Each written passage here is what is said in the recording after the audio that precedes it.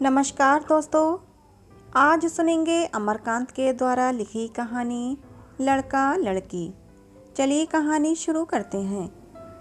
सितंबर बीतते बीतते बरसात समाप्त हो चुकी थी और आकाश निर्मल एवं नीला दिखाई देने लगा था। चंदन ने उन्हीं दिनों एक फिल्म देखी। वह एक गोरा, खूबसूरत और पतला छरहरा नौजवान था, जिसको चलते हुए देखकर किसी वायु प्रकंपित ताजे बेंत की याद आ जाती। वह लाड़ प्यार में पला एवं अच्छे खाते पीते देहाती परिवार का लड़का था, जो बीए की शिक्षा ग्रहण कर रहा था और विश्वविद्यालय के पास स्थित एक मोहल्ले में किराए के कमरे में रहता था। उस फिल्म का मुख्य अभिनेता उन्हीं फिल्मी लोकप्रिय नायकों की तरह था, जो सर्वगुण संपन्न होते हैं और उछल कूद, फन, होशियारी और भावुकता का प्रदर्शन करके अंत में लड़की का हृदय जीत लेते हैं। फिल्में तो उसने बहुत देखी थीं, लेकिन इसने उस पर गहरा असर डाला और कई दिनों तक वह सड़कों पर बेचैन घूमता रहा और अंधेरी रातों में आकाश एवं तारों की रहस्यमयता को निहारता रहा। उसके बाद वह शहर की उग्र राजनीतिक हलचलों में भाग लेने लगा। वह कभी किसी जुलूस या प्रदर्शन में शामिल होकर नारे लगाता, कभी किसी सार्वजनिक सभा में भाषण करता और 2 बार आगे बढ़कर उसने छात्रों की हड़ताल में भी हिस्सा लिया। इसी रास्ते से वह महानता के शिखर पर पहुंचेगा और अपने देश को महान बनाएगा। लेकिन कुछ ही दिनों बाद वह तेजी से साहित्य की ओर मुड़ा, क्योंकि किसी पत्रिका में एक कहानी पढ़कर उसको सहसा महसूस हुआ था कि साहित्य का क्षेत्र ऊंची प्रतिभाओं से शून्य है। वह अब लंबी प्रेम कहानियां और कविताएं लिखने के साथ रत जगा करने लगा। उसने संपादकों के पास अपनी कुछ रचनाओं के साथ कुछ लंबे आदर्शवादी और व्यक्तिगत पत्र भेजे, और जब कुछ रचनाएं लौट आईं तो वह शहीदाना ढंग से व्यंग्यपूर्वक मुस्कुराया कि ये लोग एक दिन उसके पैरों पर गिरेंगे। वह अब अपने से बेहद संतुष्ट रहने लगा और अब उसको एक सुंदर लड़की की ज़रूरत महसूस होने लगी, जो उसकी अद्वितीयता से प्रभावित होकर उस पर अपना जीवन न्यौछावर कर दे। किंतु बहुत सी घटनाओं में तलाश करने के बावजूद जब उसे ऐसी लड़की नहीं मिली तो वह अत्यधिक परेशान हो उठा, क्योंकि वह अधिक प्रतीक्षा नहीं कर सकता था। एक दिन सवेरे जब हवा तेज चल रही थी तथा वह अपने कमरे के सामने टहल रहा था, तो उसकी दृष्टि तारा की ओर गई, जो खुली छत पर खड़ी अपने बाल सुखा रही थी। वह उसी मकान में रहने वाले एक क्लर्क की लड़की थी, जिसके एक कमरे का वह किराएदार था। लड़की का रंग सांवला था, शरीर लंबा तथा दोहरा, जिसके अलावा और कोई खास बात उसमें न थी। वह बार बार अपने बालों को झटक रही थी और उन पर धूप पूरी तरह पड़ सके, इसके लिए शरीर को कभी बाईं ओर मोड़ लेती थी और कभी दाईं ओर। एक बार हवा इतनी तेज चली कि उसके बाल उड़ने लगे, गोया असंख्य काले सर्प भाग रहे हों। उसका आंचल भी उड़ उड़ जाता था, जिसको संभालने में उसको खेल का मजा आने लगा और वह शरारत से मुस्कुराई। और तभी उसकी नज़र नीचे चंदर की ओर गई और वो बेहद संकुचित हो गई और अपने शरीर को सिकोड़कर तथा झुकाकर घर के अंदर भाग गई। चंदर को बेहद आश्चर्य हुआ। उसने कभी सोचा भी न था कि उस लड़की में इतनी चंचलता और शोखी हो सकती है। कमल के नाल की तरह झूलती नंगी बाहें और हथनी की तरह मांसल शरीर। दरअसल उसने उस लड़की को कभी महत्व भी नहीं दिया था, यहाँ तक कि उसको ठीक से देखा भी नहीं था। यद्यपि वह उसके घर के अंदर आता जाता था और उसके यहाँ दावतों और समारोहों में कई बार शामिल हो चुका था। उसका ख्याल था कि वह एक भोंदू, गंदी और आलसी लड़की है, जैसे कि क्लर्कों की लड़कियों के बारे में उसकी राय थी। वह 3 मील पैदल चलकर कॉलेज पहुंचती थी, उतनी ही वापस लौटती थी, मामूली कपड़े पहनती थी तथा घर में डांट फटकार सुनती रहती थी। यह सब सोचकर चंदर को उस लड़की पर इतनी दया आई कि वह वर्तमान सामाजिक व्यवस्था के प्रति प्रबल आक्रोश से भर उठा। वह उस लड़की के भाग्य को सुधारेगा और इस तरह समस्त सामाजिक व्यवस्था पर क्रूर प्रहार करेगा तथा एक साधारण लड़की को प्यार करके देश के सामने अपनी महानता को सिद्ध कर देगा और इस महत्वपूर्ण निश्चय पर पहुंचकर उसको अपने ऊपर एक वीर नायक की तरह गर्व हुआ। वो बहुत ही आसानी से उत्साह एवं उमंग की मूर्ति बन गया और दूसरे दिन से ही उस लड़की को एक प्रेमी की नज़र से देखने लगा जो अपने प्यार की खातिर बड़े से बड़ा त्याग करने को तैयार हो। जब वह कॉलेज जाने लगती तो वह साफ सुथरे कपड़े पहनकर कमरे से बाहर आकर खड़ा हो जाता और कॉलेज से लौटने के समय भी वह मौजूद मिलता। कभी कभी वह कुछ दूर तक उसका पीछा करता, कभी रास्ते में ही खड़ा दिखाई देता और कभी कभी छुट्टी होने के समय कॉलेज के गेट के सामने व्यस्तता पूर्वक इधर उधर जाते हुए नजर आता। इसके बाद वो उससे बातचीत करने की कोशिश करने लगा। क्या समय है? आज देर से क्यों जा रही हो? कॉलेज में आज छुट्टी नहीं है? उखड़े उखड़े से प्रश्न आंखों में दया, दुख और शहादत की भावनाएं तैरा करती। फिर तो उसकी गतिविधियां कुछ इस ढंग से बढ़ी कि लड़की को सचेत हो जाने के लिए मजबूर होना पड़ा। पहले तो उसको अचंभा हुआ, फिर वो उसको अविश्वास से देखने लगी, यहाँ तक कि कुछ ही दिनों बाद उसकी आंखों से एक अजीब भय झांकने लगा। उस दिन चंदर काफ़ी आगे बढ़ गया। जब वह अपने कमरे में बैठा था और तारा कॉलेज से वापस आई थी, चंदन ने पहले कमरे के दोनों दरवाज़ों के बाहर देखा और जब कोई दिखाई ना पड़ा तो गलियारे से जल्दी जल्दी गुजरती हुई तारा को उसने पास बुलाया। तारा ने उसको चौंक कर देखा, फिर उसका चेहरा फक पड़ गया और वह डरती डरती कमरे के अंदर आई और सिर झुकाकर खड़ी हो गई। तुम्हारी पढ़ाई कैसी चल रही है तारा? चंदन ने किसी हितैषी के अधिकार से पूछा। ठीक चल रही है। कोई कठिनाई है? नहीं। कठिनाई महसूस होने पर पूछ सकती हो, मैं कोई भूत नहीं हूँ। बस यही समझ लो कि मैं तुम्हारा कोई नुकसान नहीं देख सकता। तारा का सर झुका रहा। चंदन ने उठकर कमरे में 2 बार चहलकदमी की, फिर वह तारा के एकदम निकट आकर बोला, तारा, तुमको डरना नहीं चाहिए, अपने को हीन नहीं समझना चाहिए। तुम में बहुत सी अच्छाइयाँ हैं, डरने की क्या ज़रूरत है। उसकी बातों का तारा पर ना जाने कैसा असर हुआ कि उसका चेहरा रुदन की हल्की लकीरों में खो गया और वह अचानक छटक कर कमरे के बाहर निकल गई। तारा ने जल्दी से किताबें रखीं और एकांत कमरे में बैठकर चुपचाप आंखें पोंछने लगी। वो सचमुच अपने को बहुत छोटा महसूस करने लगी, गोया किसी ने संकेत करके ये बता दिया हो कि उसका स्थान कहाँ है। वो अपने माँ बाप की प्रथम भूख प्यास की लड़की थी और उसको कभी बहुत लाड प्यार भी मिला था। उसका दिमाग बहुत अच्छा था और अपने इम्तिहान बहुत अच्छे नंबरों से पास करती रहती थी। लेकिन धीरे धीरे उसके परिवार की संख्या बढ़ती गई और बाजार में ज़रूरी सामान की कीमतें चढ़ती गईं और उसके परिवार पर काली छाया मंडराने लगी। अब घर में रोज ही लड़ाई झगड़ा होने लगा, मामूली बात पर चकचक और गाली गलौज। पिता नाराज होकर घर से निकल जाते। कभी माँ खाना पानी छोड़कर अपने को कमरे में बंद कर लेती। स्वयं उस पर भी रोज डांट फटकार ही पड़ती। उसको छाती फाड़कर काम करने पड़ते, बच्चों को संभालना पड़ता और छोटे भाई को गोद लादना पड़ता। कई बार उसकी पढ़ाई छूटने की बात आई, जिसके लिए कई बार उसकी माँ ने जिद ठान ली, लेकिन उसके पिता की वजह से ऐसा नहीं हो पाता था, क्योंकि वह जानते थे कि बिना पढ़ाई लिखाई के शादी नहीं हो पाएगी और यदि शादी जल्दी ना भी हो तो लड़की अपने पैरों पर खड़ी तो हो जाएगी।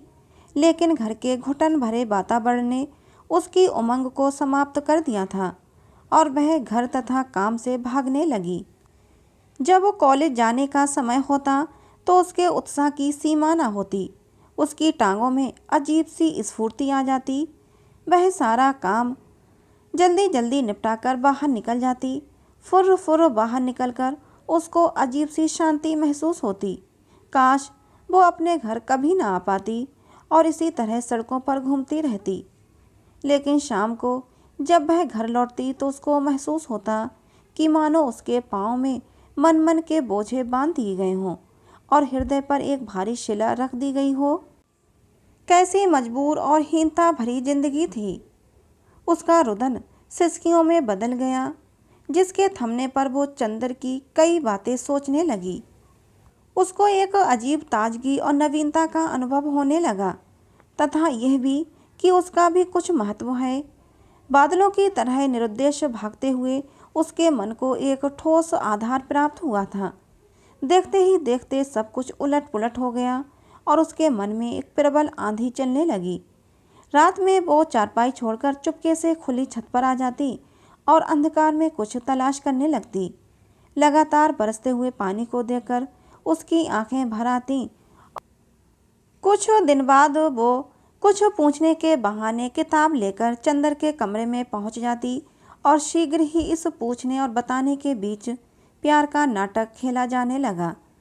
अंत में वे छिप छिप कर मिलने लगे, कभी रात के अंधेरे में और कभी कॉलेज के फाटक पर।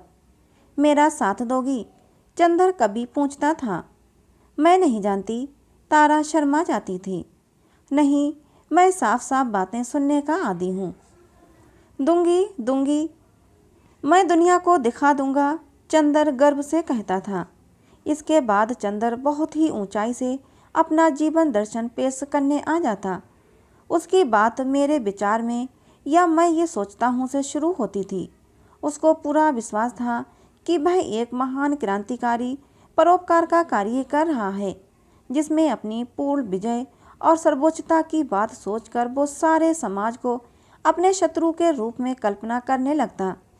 अपने प्यार को लेकर वह निरंतर संघर्ष और लड़ाई की बात सोचता था और इसीलिए तारा को तैयार करना चाहता था। तारा, तुमको बड़ी से बड़ी कुर्बानी के लिए तैयार रहना चाहिए। तुमको किसी से डरना नहीं है।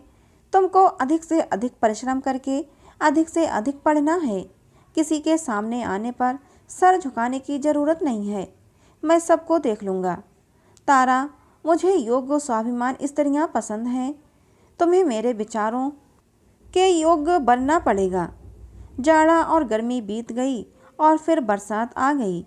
तारा इंटरमीडिएट पास करके बीए में पहुंच गई।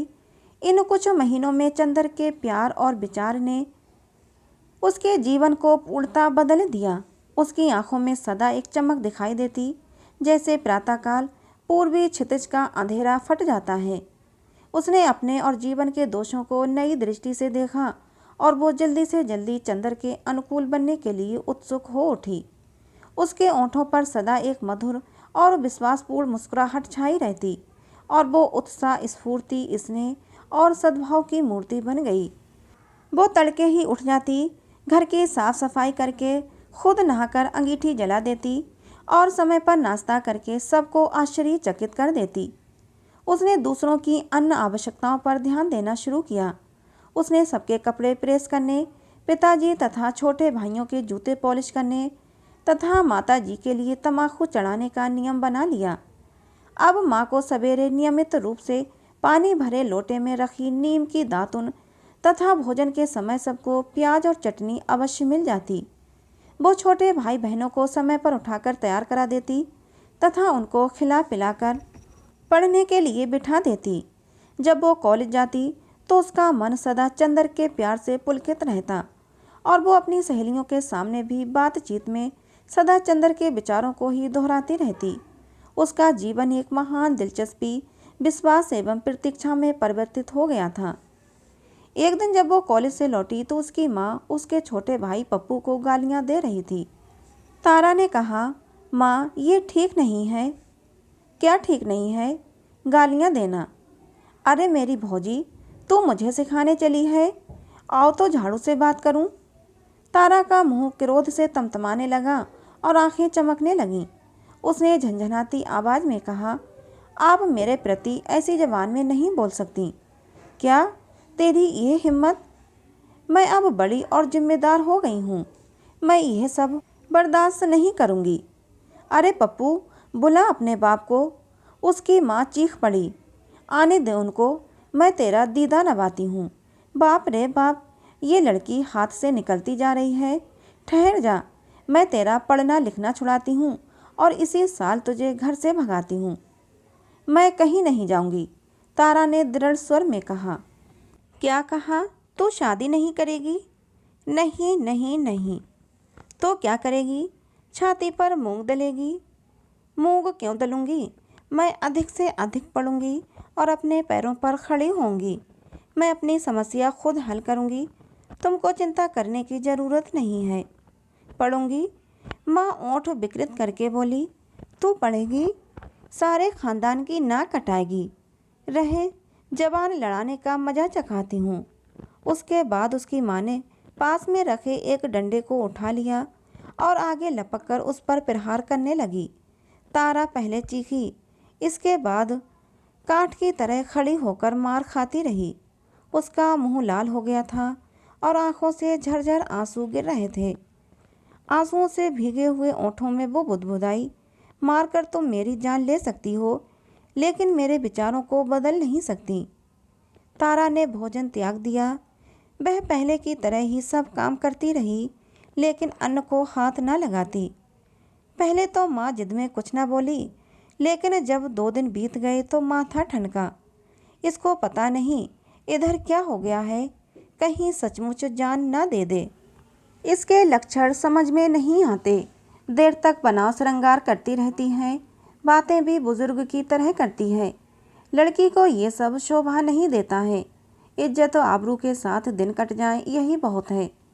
उसने अब पति से सारी बातें कह देना उचित समझा और कहकर स्वयं रोने लगी। पति ने पहले पत्नी को बहुत फटकारा, फिर वो तारा के पास जाकर बैठ गए। उन्होंने साफ साफ बात करना उचित समझा। प्रश्न पर प्रश्न। तारा पहले हिचकिचाई, लेकिन पिता ने कहा कि वह पढ़ी लिखी लड़की है, वह उससे साफ साफ बातें सुनना चाहते हैं।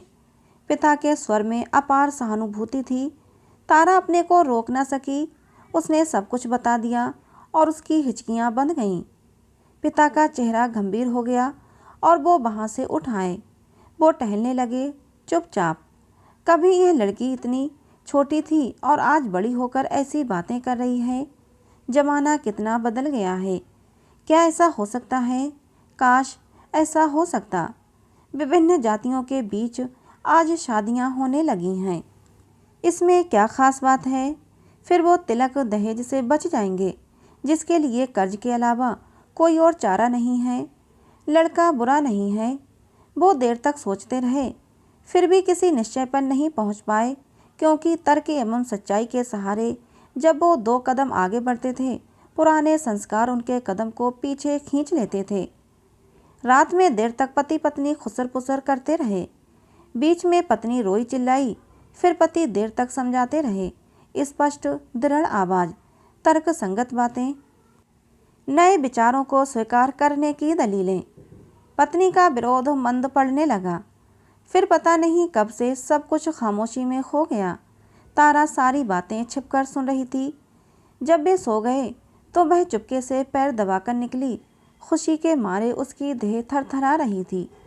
चंदर को वो अब ये सब सुनाएगी। चारों ओर घना अंधेरा कुंडली मारकर बैठा था। हवा गुमसुम थी, जैसे किसी षड्यंत्र में लीन हो। चंदर अभी सोया नहीं था। खट खटाहट सुनते ही दरवाज़ा खोल दिया और हाथ बढ़ाकर तारा को अपने पास खींच लिया। मैं आज बहुत खुश हूँ, तारा ने मुस्कुराकर कहा। उसकी आंखें प्यार से चमक रही थीं। क्या बात है? चंदर ने लापरवाही से पूछा। मिठाई खिलानी पड़ेगी। जरूर, अब बताओ तो सही। पिताजी राजी हो गए हैं। राजी हो गए हैं? क्या मतलब? चंदर कुछ समझ नहीं पाया था। तारा ने विस्तार से सब बात सुनाई। उसके स्वर में उमंग की तेजी और चमक थी। चंदर का चेहरा सहसा फक पड़ गया। उसने अपने को आलिंगन से मुक्त कर लिया और खिड़की के बाहर अंधेरे में देखने लगा। शादी? वो अपने को महान समझता था और उसकी कल्पना थी कि उसका प्यार महान संघर्ष, महान तूफान और महान कुर्बानी के दौर से गुजरेगा। उसके प्यार की ऐसी साधारण परिणति होगी, ऐसा उसने सोचा भी न था। उसका मुंह देखते ही देखते कठोर हो गया। क्या बात है? तारा डर गई। ये धोखा है, उसने घृणा से मुंह बिचकाते हुए कहा। क्या धोखा है? तुम धोखेबाज हो। तुमने शुरू से आखिर तक मेरे साथ धोखा किया है। क्या धोखा क्या है? आप वो बताते क्यों नहीं? तारा ने रुआं से स्वर में कहा।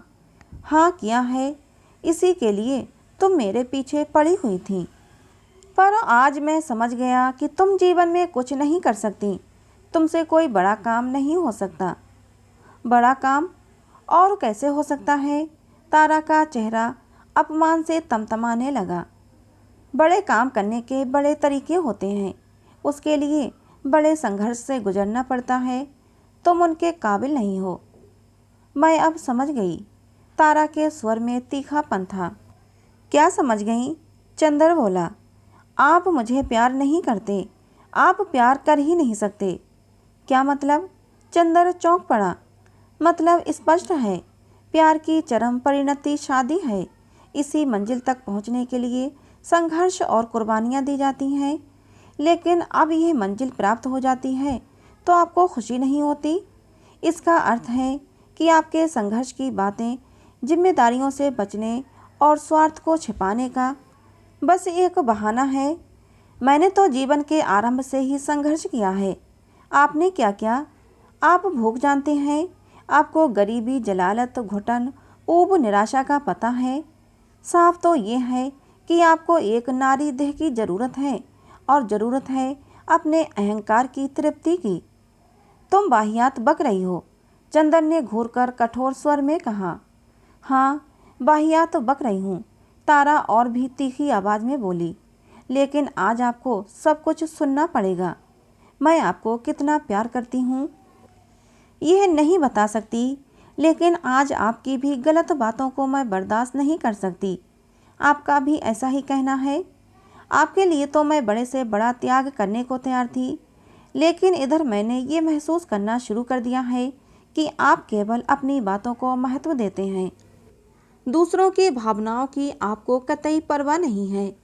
कितनी बार मेरी इच्छा हुई कि आपसे अपने मन की बातें कहूँ, अपने सुख दुख की, अपनी कल्पनाओं की, भविष्य की। कई बार मैंने कोई अच्छी किताब पढ़ी और उसके बारे में मैं आपसे बातें करना चाहती थी, लेकिन आप मेरी हर बात को काटकर अपनी बातें शुरू कर देते थे। वही उपदेश, वही छात्र आंदोलन के अनुभव। आपको दो ही बातों से मतलब है, एक मेरी देह से और दूसरे मुझे उपदेश देने से। मैं मेहनत करूं, मैं कुर्बानी देने को तैयार हो जाऊं। आप क्या करोगे? आप क्या मेहनत करते हैं? बात तो ये है कि आप सदा हवा में उड़ते रहना चाहते हैं, और आज जब जमीन पर उतरने का मौका आया है, त्याग करने का समय आया है, तो आप जान बचाना चाहते हैं और इसीलिए आप नाराज हैं। अपने लिए मौजपूर्ण, गैर जिम्मेदार और दूसरों के लिए परिश्रम, कर्तव्य और जिम्मेदारी, यही आपका जीवन दर्शन है। पर मैं आपसे ये पूछती हूँ कि आपने मेरा जीवन क्यों बर्बाद किया? खैर, आप ये बात गांठ बांध कर रख लीजिए कि मैं किसी की दया पर निर्भर नहीं रहना चाहती। अंत में उसकी सारी बातें रुदन में बिखर गईं और वो तेजी से कमरे से बाहर निकल गई। चंदर कमरे में बहुत देर तक सुन्न खड़ा रहा। ऐसी उम्मीद उसको न थी। कुछ क्षणों के लिए उसको लगा कि तारा की बातें सही हैं। तब वो अपने को बहुत ही छोटा महसूस करने लगा, लेकिन शीघ्र ही उसने अपने को इस भावना से मुक्त कर लिया। अब उसका मुंह क्रोध और घृणा से विकृत हो गया। एहसान करने का ये फल मिलता है। जिसको उसने कीचड़ से निकाला था, वो अब उसी पर प्रहार कर रही है। ये है दुनिया। उसने अंधेरे में थूका और जोर से दरवाज़ा बंद कर लिया। तो दोस्तों, ये कहानी थी अमरकांत के द्वारा लिखी, जिसका नाम था लड़का लड़की। कहानी आपको कैसी लगी कमेंट बॉक्स में ज़रूर बताना। अच्छी लगी हो तो प्लीज़ इसे एक लाइक और हमारे चैनल को सब्सक्राइब जरूर कर लेना। मिलते हैं अगली किसी नई कहानी में।